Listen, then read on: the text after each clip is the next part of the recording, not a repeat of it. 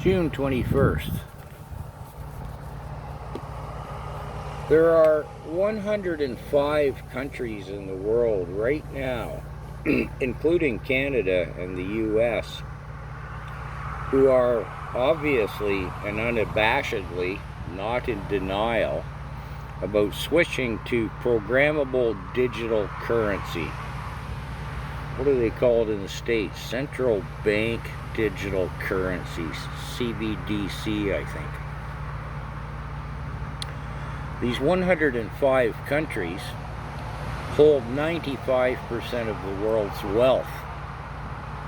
And it is no secret that the large countries' central banks have been accumulating gold, gets the news, but they've also been accumulating silver. In the USA, JP Morgan, one of their biggest banking institutions, of course, has been gobbling up silver as fast as they can get a hold of it. Almost any and every country in the world that has any wealth has indeed been glomming on to all of the silver and gold that they can afford to get their hands on. One can only assume that as the inevitable move is made to digital currency, they're going to have to revamp how they exchange things. This junk, fiat currency, this is a Canadian bill, I don't have an American bill, isn't going to be around anymore. So, would seem only good thinking to me to have some of this stuff. Now, right now in Canada, an ounce of this stuff is worth, just over 35, not quite $36 Canadian. It really hasn't moved in the last year. It took a little spike, went up to 43 and went back down to $35, $36. Now, if this was $10,000 worth of silver, which it's not even close to, but it's a nice round number, if I left $10,000 in the bank 1 year ago, that would have bought me 10,000 liters of fuel. Right now, that $10,000 would buy me less than $5,000 worth of fuel, gasoline. Well, you say you can't go and exchange this for gasoline. Well, yeah, you can, but we're not going to get into that.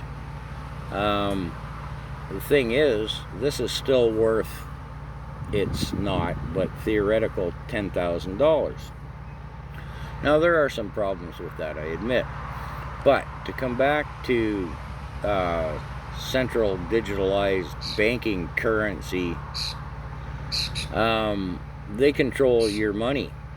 They can say to me, well, Uncle Carl, we don't like you being a dissident and talking against the government, so if we let you have any money, digital money, you can't buy beer because you like to have a beer in hand when you make the videos.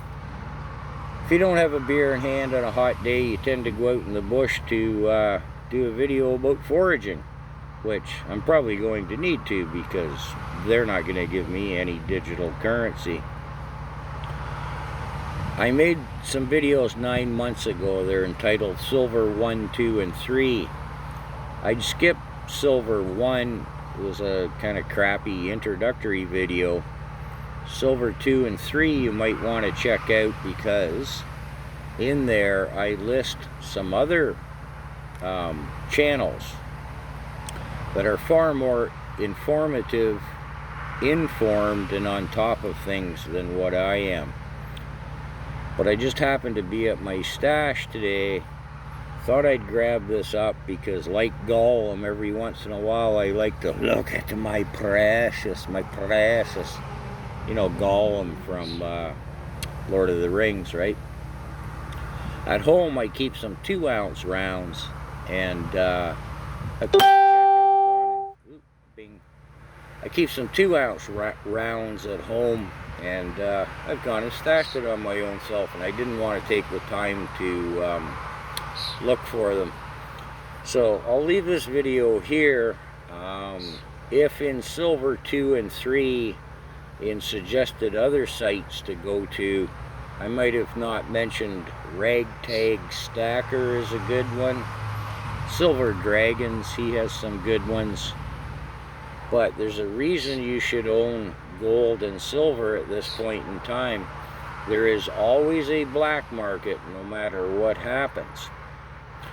And I'll just summate by saying our Canadian government says our inflation rate is 6.7%, and yet fuel has gone up more than 100%. I only have a grade 9 education, but that math doesn't make sense to me. Well, I'll leave this video at that.